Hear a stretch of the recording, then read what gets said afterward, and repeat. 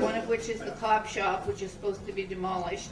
And I have right here, which I'm going to send around, a leaflet and a petition that you can sign if you'd like to support us in trying to get the city to buy 10 sites for social housing. So we're also working to try and stop gentrification, because what's happening with gentrification is when the condos come in, they push up the land value, and that pushes up the rents in the hotels, and it pushes up the rents in the stores, and the businesses that serve low-income people move out, and they get replaced by businesses that sell dog clothes or bridal gowns or bowls of soup that cost $9.50. Or like that cheese store on Hastings, that's a gentrification store. So the city staff have also told us that the condos are pushing up land prices and making it more expensive for the city to buy land for social housing, which they haven't done for 2 years in the downtown east side. So the city just came out with a new housing strategy that's being sent out for public input before April 1st, but it only deals with homelessness. It doesn't deal with, it says that if we get 450 more units of social housing, we can deal with homelessness, but it doesn't deal with replacing the SROs, the crummiest housing in the country probably, replacing the SROs. It doesn't deal with building housing for low-income people, like some of the housing here, Raycam, or like McLean Park. It almost seems like the definition of social housing is being changed to be supportive housing only. So we actually need in this neighborhood at least 5,000 units just to replace the SROs. But no one is talking about any kind of housing, period, for after 2013. And no one is talking about any kind of housing for people who don't need supportive housing, even though we need both of those kinds.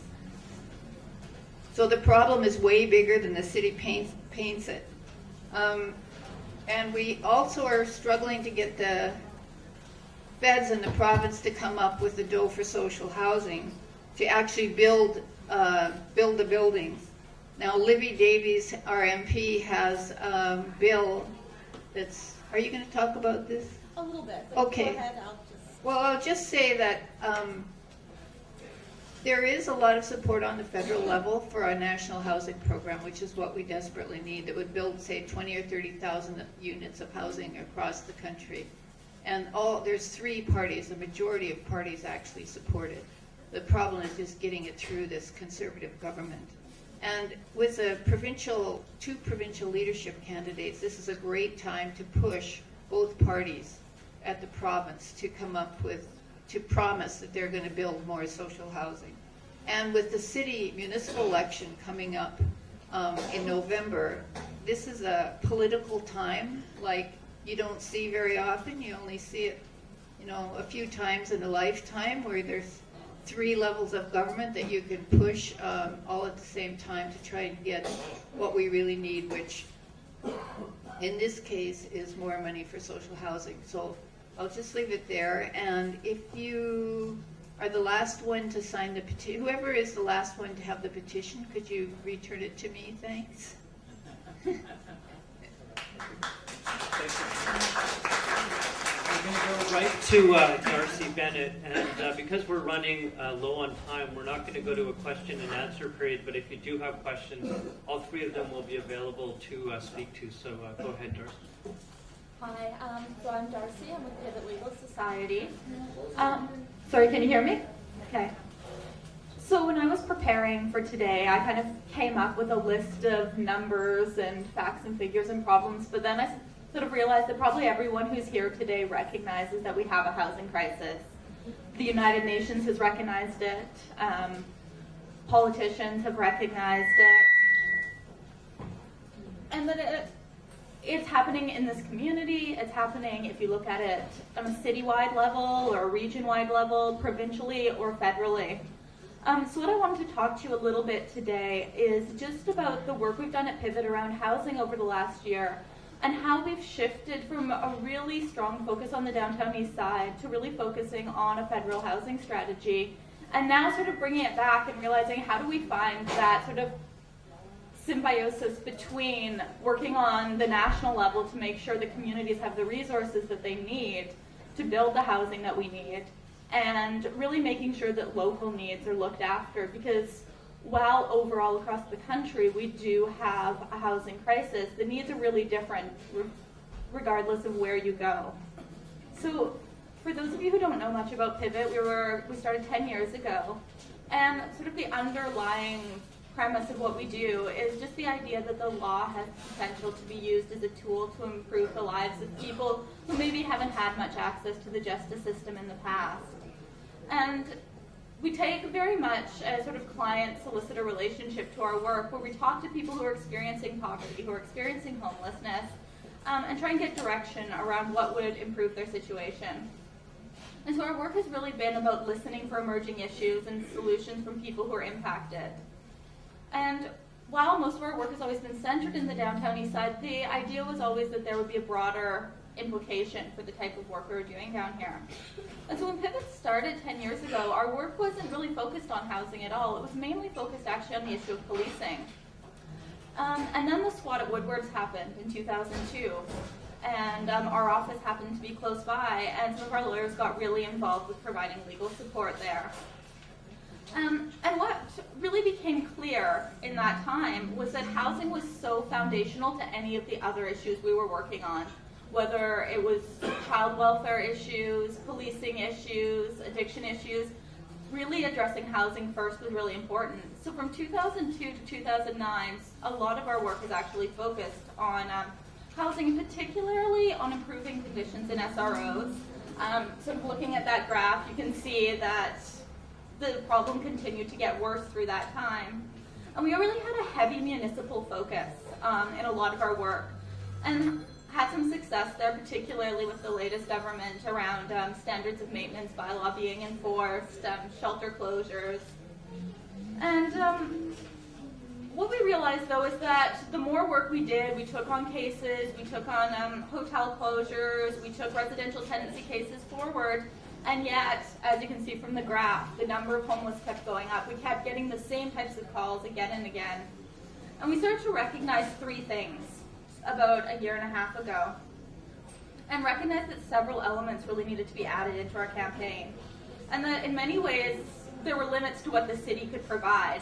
So while it was a sort of easy place to go and interface, there's no funding coming from senior levels of government. And the problem is just much bigger than that. From my perspective, one thing that we've seen is a broad promise on the part from the government to end homelessness, sort of shift to this idea of street homelessness, which is a really different thing than homelessness. Particularly, most of my work is with women who have children. That's my context as well. And the idea of street homelessness doesn't really always encompass the types of housing struggles that they're dealing with on a daily basis. So what we recognized is a couple of things, and one is that we really need this federal strategy that Jean was talking about, and that's been absent, and that's a really important part of the story that's painted behind us here. And so we really needed both the federal government to invest dollars, but also to put some national standards in place. And Bill C-304 that Jean was mentioning is a really important first step in that regard. So Libby Davies has introduced a number of private member bills trying to get a federal housing strategy, and this one is really close. It's really close to coming to a vote. And it's so much more than just shelters, and I think that's what the real power of it and what's so important about it, is it talks broadly about housing needs and a diversity of housing needs across the country. But the other thing we recognized that we needed was a legal angle, and that's really what Pivot has always done, and it's the way that we've approached housing on sort of a smaller scale. But how do we get this right to housing acknowledged legally? So we've signed on to charters, international charters, but none of those have ever been binding on us nationally. And what that's meant is that there's no charter right ever been recognized to housing in Canada. So in 2009, there was a decision in Victoria called the Adams decision that Pivot was an intervener on. And that decision in Victoria found that people who didn't have shelter and couldn't get into shelters had a right to shelter themselves from the elements overnight. Now that sounds probably really common sense, that you would have a right to shelter yourself from the elements, and that actually infringed on your security for the person to prevent you from putting a tarp or a box over yourself at night. But that was actually the first legal decision we had that people had any right to shelter under the Charter in Canada. So it's a really important decision, but it's a really, really small first step. So at the end of 2009, very beginning of 2010, we were sort of asking ourselves, so we've done a lot of what we can do with the city. We know we need a federal strategy. We know we need a right to shelter acknowledged. And we also know that we need public support for this issue. We need to get it back on the radar for all levels of government. And so moving into the Olympics, we really felt that there was a need for some kind of symbol, something that people could unite their demands around. And so during the Olympics, we started something called the Red Tent Campaign. And the Red Tent Campaign is calling for a national housing strategy, a funded national housing strategy, and I'll talk a little bit about that in a moment, that would end homelessness, but also secure a range of housing options for people across the country with local control. And so at the same time that we were sort of pushing for this political strategy, we've been trying to figure out how do we push the legal angle? Because Canada in the past has had fairly decent federal housing strategies. And with changes in government and changing ideology in Ottawa, what we've seen is that being eroded. So while we recognize the importance of this funded national housing strategy, we also need that legal anchor, that housing is a right, and that housing means a lot more than the right to put a tarp over your head overnight if you can't get into a shelter. So with the Olympics coming, we started the Red Tent Campaign. We've been looking at how can we push the Adams decision. And that would be a really, really slow process. The court process is slow regardless. But one thing that we've been looking at with Adams is how do we expand this? How do we take that tiny little legal opening that maybe security of the person under the Charter could refer to housing and make it bigger and continue to sort of grow that right to housing that way. But in Ontario, there's also a major case underway that's asking for everything. It's not just asking for a right to shelter overnight. It's they've got 3 plaintiffs in their case. They're asking for a right to supportive housing, that one of the issues is around housing and disability, one is around homelessness, and one is around family housing. And trying to get a comprehensive right to shelter like the one that's sort of laid out in Bill C-304, established in law, so not just in legislation that could be clawed back, but actually in law. So one thing that we're really working on right now is to make sure that Bill C-304 does go through, does get passed. But because it's a private member's bill, there's no funding attached. So that's going to be a first step. The second step is that the victory is not there when that bill gets passed. We need to keep working, we need to keep fighting to make sure that that funding gets attached to it. But I think the other part of the bill, and this is where what we've heard about housing today and the work that's going on in the Downtown East Side, but I think also the last panel on education really spoke to this, is the need to make sure that when strategies are coming from the top, they're coming from thousands of miles away, they meet local needs. And that while the resources may be coming into the community from the top, that really on the ground, people who are going to be impacted by the housing strategies are involved in making strategies that make sense for them. And that's why things like the Downtown Eastside Neighborhood Council's vision for their neighborhood is so important. And we really need to make sure that these two pieces are sort of working together and are locked together. And that's where issues like gentrification come in and are really important. It's not just a matter of creating warehouses for homeless people or for people who are low income with no infrastructure around them and no community around them. And I think the talk on gentrification really spoke to me because it's not just that a tower that's 15 stories high is going to bring a number of higher income people in and that lower income people could have another tower next door. It's the actual impact on the community. I've lived in Chinatown for 9 years. And when I moved in 9 years ago, there was nowhere in the neighborhood where you could buy, say, a coffee. And when the first coffee shop went in, I thought, wow, this is kind of nice. Within the space of about 3 years, you can buy a latte on almost every single corner in the neighborhood, and you just see how quickly the entire fabric of a neighborhood changes if we're not deliberate and we're not careful and we're not making sure that we're building entire communities for low-income people as well as for higher-income people. That's all I have to say for now.